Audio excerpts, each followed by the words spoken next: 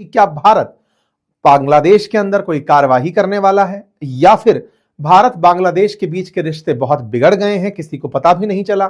राजनयिकों को किसी देश से निकलने की सूचना सबसे अंतिम सूचनाओं में मानी जाती है। भारत ने कुछ ही देश ऐसे हैं जहां पर जो कॉन्सुलेट ऑफिस में काम करने वाले अधिकारी हैं उन लोगों को परिवार ले जाने की परमिशन नहीं दी हुई है, जिनमें Pakistan, Afghanistan, south Sudan, Iraq हैं। ऐसे में बांग्लादेश के लिए भी यह सूचना जारी कर देना अपने आप में एक बड़ी खबर बन जाता है। बड़ी खबर बनता है, हेडलाइन बन जाता है कि भारत ने बांग्लादेश में रह रहे डिप्लोमेट्स से कहा है कि आप अपने परिवारजनों को वापस ले आइए। एक और अपडेट आता है कि वर्ष 2026 में, वर्ष 1996 में शुरू हुआ भारत बांग्लादेश के बीच में गंगा जल समझौता खत्म होने जा रहा है। 30 साल पूरे होने जा रहे हैं। क्या ऐसे में भारत बांग्लादेश के साथ गंगा जल बंटवारे को लेकर कोई अहम फैसला करेगा, या फिर बांग्लादेश को सिंधु जल समझौते की तरह ही गंगा जल समझौते से अलग कर देगा? यह जानने वाली बात है। आइए शुरू करते हैं। भारत बांग्लादेश ने राजनयिक परिवार वापस बुलाए। यह खबर सबसे पहले बीबीसी में आई। बीबीसी ने इसके लिए लोगों से पूछताछ की। आधिकारिक रूप से किसी ने इसकी पुष्टि नहीं की, तो उन्होंने और राजनयिकों से जा जाकर इस बात को पूछा कि क्या परिवारजनों के लिए यह आदेश था। तो बात निकल कर आई कि 1 जनवरी 2026 को सरकार ने डिप्लोमेट्स से परिवारजनों को वापस लाने के लिए कहा था, और कहा था कि जिनके बच्चे वहां पढ़ते हैं वो 15 जनवरी तक बच्चों को लेकर के वापस आ जाएं। ऐसा कहते हुए विदेश मंत्रालय की तरफ से कोई आधिकारिक पुष्टि के बिना ही इन्होंने अपनी तरफ से ये खबर निकाली, और जो कहीं ना कहीं सही पाई गई।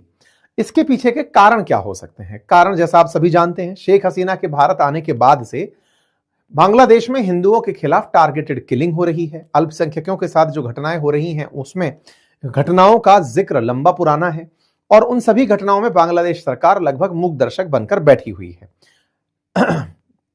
दीपू की मौत के बाद में अमृत मंडल की मौत होना हो, हिंदू बिजनेसमैन कोंकण चंद्र दास की मौत होना हो, इन सब की हत्याएं, मास किलिंग हुई है।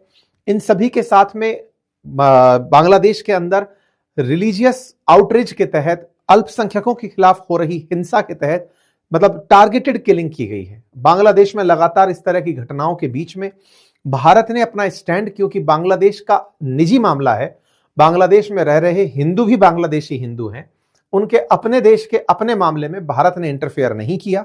लेकिन भारत अपनी प्रतिक्रिया स्वरूप की ये भारत के खिलाफ करने के लिए कि भारत हिंदू बहुल राष्ट्र है, तो यहां पर हिंदुओं को प्रताड़ित करेंगे तो सरकार को दर्द होगा, इस तरीके से ये काम कर रहे हैं, तो भारत ने अपने लोगों को वहां पर बाहर बुलाने का फैसला किया हो। ये एक प्रतिक्रिया भी हो सकती है, और भारत की भविष्य को लेकर कोई रणनीति भी हो सकती है।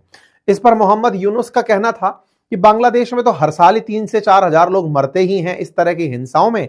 उनमें से पिछली बार 645 ऐसे कम्युनल अपराध दर्ज हुए हैं, और उनमें से 71 कम्युनल अपराध जो हैं, मतलब 645 अपराधों में से 71 ही हैं जो कम्युनल अपराध हैं। इनका ये डेटा देने का तरीका है। इन्होंने बाकायदा कहा कि Bangladesh is very much non, कि यहां तो 3-4 हजार मौत ऐसे ही हो जाती हैं। तो ऐसे में जब मौतें हो जाती हैं तो बोले हम तो यहां पर बस ये काम करने की बात कर रहे हैं कि हाँ भाई, बांग्लादेश के अंदर 71 मौतें ही कम्युनल मौतें हुई हैं, तो इनके लिए ये केवल एक नंबर है, यहां पर किसी की मौत से इनको कोई फर्क नहीं पड़ रहा है। दूसरा कारण क्या हो सकता है? दूसरा कारण भारत का मानना यह है कि यहां पर फरवरी में इलेक्शन है, और इलेक्शन में निश्चित ही शेख हसीना की पार्टी के लोगों को तो चुनाव ही नहीं लड़ने दिया जा रहा है। ऐसे में भारत के खिलाफ प्रदर्शन करते हुए प्रदर्शनकारी चुनाव प्रचार के दौरान कहीं भारत के उच्चायोग, भारत के परिवारजन, जो उच्चायोग के परिवारजन है, उनको नुकसान ना पहुंचा दें, यह भारत के लिए एक चिंता का विषय हो सकता है। इसी कारण से भारत ने अपने जो भी ऑफिसेज हैं उन अधिकारियों को भारत के लिए कहा हो कि आपका नॉन फैमिली पोस्टिंग कंसीडर किया जाएगा। यहां पर भारत के राजनयिक जो हैं वो चटगांव, खुलना, राजशाही और सिलहट में भी तैनात हैं। तो उच्चायोग ढाका के अलावा भी हमारे राजनयिक पद जिन 4 जगहों पर हैं, यहां से हम अपने जो उच्चायोग के अंदर काम करने वाले या फिर राजनयिक पदों पर काम करने वाले अधिकारी या फिर कर्मचारी हैं, उनके परिवारजनों को वापस बुलाने का आदेश दे चुके हैं, क्योंकि ये नॉन फैमिली पोस्टिंग में जगह डाल दी गई है। और नॉन फैमिली में भारत ने इराक, अफगानिस्तान, पाकिस्तान और दक्षिणी सूडान को ऑलरेडी डाला हुआ है। तो एक तरीके से कहिए कि पाकिस्तान की श्रेणी में अफगानिस्तान को डाल दिया गया है। इस बात पर जब बांग्लादेश से सवाल पूछा गया कि साहब ये आप लोगों के लिए इस तरह की कदम है, क्या ये सही मानते हो, तो बांग्लादेश की प्रतिक्रिया वही थी कि भारत कुछ ज्यादा ही रिएक्शन दे रहा है, ऐसा भी कुछ नहीं हो गया है। बांग्लादेश को ऑलरेडी अमेरिकियों ने पहले ही नॉन फैमिली पोस्टिंग में डाल रखा है।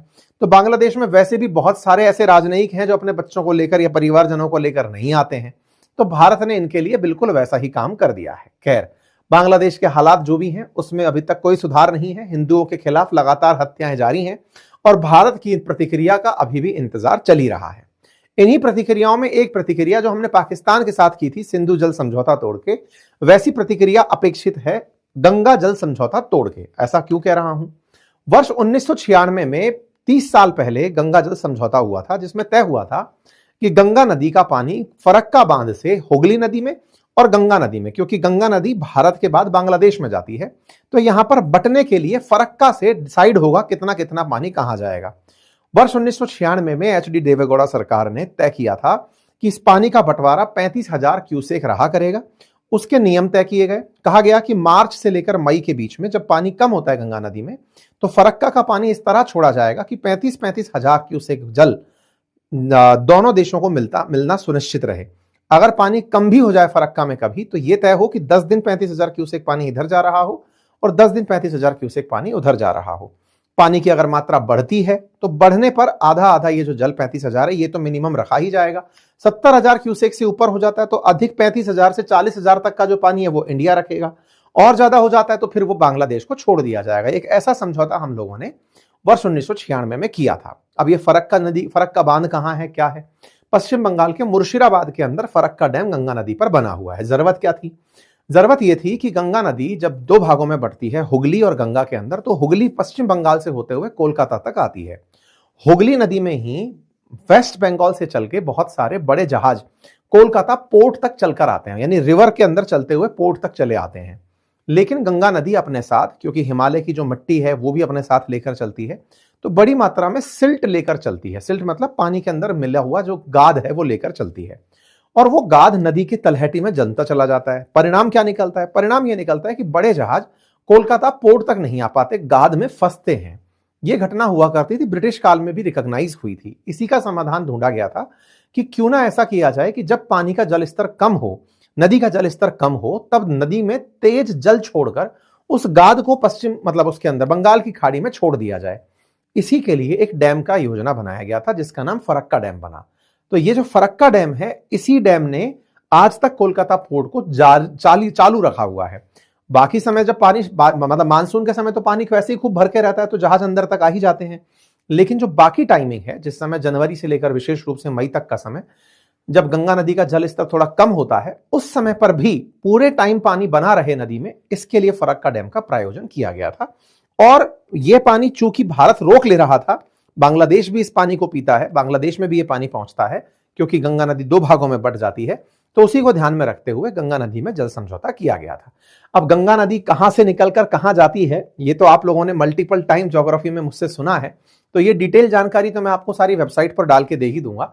लेकिन हाँ, फिर भी मैप के माध्यम से समझ लीजिए कि कुछ इस तरह से हुगली और पद्मा के अंदर गंगा नदी बटकर चल रही होती है।